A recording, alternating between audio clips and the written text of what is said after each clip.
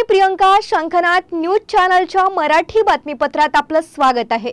बघूयात आजच्या महत्त्वाच्या घडामोडी.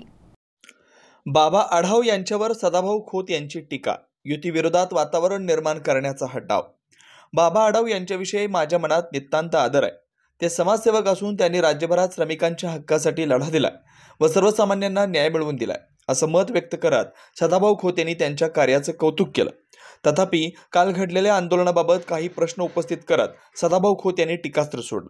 ईव्हीएम मशीन काँग्रेसच्या काळात आले त्यावेळी बाबा आढाव यांना या मशीनबाबत काही त्रुटी दिसल्या नव्हत्या का असा प्रश्न त्यांनी उपस्थित केला.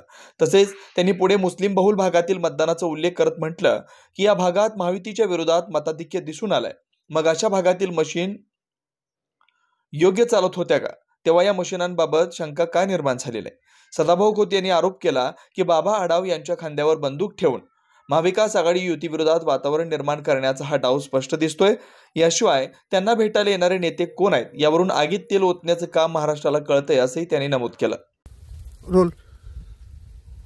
आदरणीय बाबा आढाव यांच्या बाबतीमध्ये माझ्या मनामध्ये नितांत आदर आहे. ते समाजसेवक होते.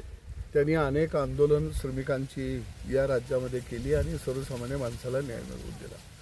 परंतु काल त्यांनी जे केलेलं जे आंदोलन होतं या आंदोलनानं माझ्यासारख्या चळवळीतल्या कार्यकर्त्याच्या मनामध्ये सुद्धा अनेक शंका खऱ्या अर्थानं निर्माण झालेल्या आहेत.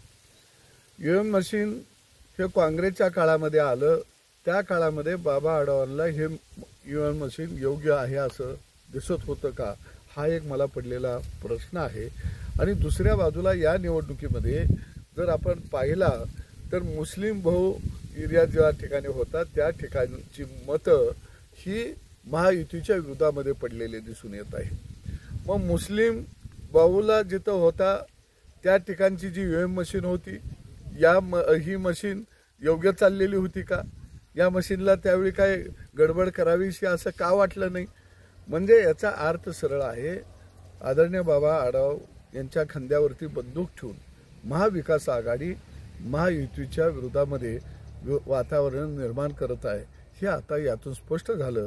त्यांना भेटी द्यायला येणारे नेते जर पाहिले तर निश्चितपणानं आगीत तेल कोण ओततंय हा महाराष्ट्र चांगला ओळखतो.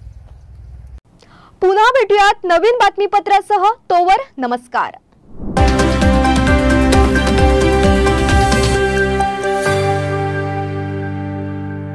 क्या आप भी चाहते हैं जटिल रोगों पर विशेष रूप से आयुर्वेदिक उपचार? तो मिलिए 77 वर्षों से आयुर्वेद सेवा में लगी हुई शिवशंकर आयुर्वेदिक एजेंसी. अनुभवी वैद्य डॉक्टर, सभी प्रसिद्ध कंपनियों की दवाइयाँ और सभी प्रकार की जड़ी बूटियों और रोग प्रतिकारक शक्ति बढ़ाने के लिए कई प्रकार की दवाइयाँ प्राप्त करने का एकमात्र विश्वसनीय स्थान. हमारे यहाँ सभी प्रतिष्ठित कंपनियों की दवाइयाँ उपलब्ध है. समय सुबह 10 बजे से रात 9 बजे तक. तो फिर इंतजार किस बात का? महाजन मार्केट के पास टेम्पल बाजार रोड, सीताबर्डी, नागपुर. 8605245080 9112079000.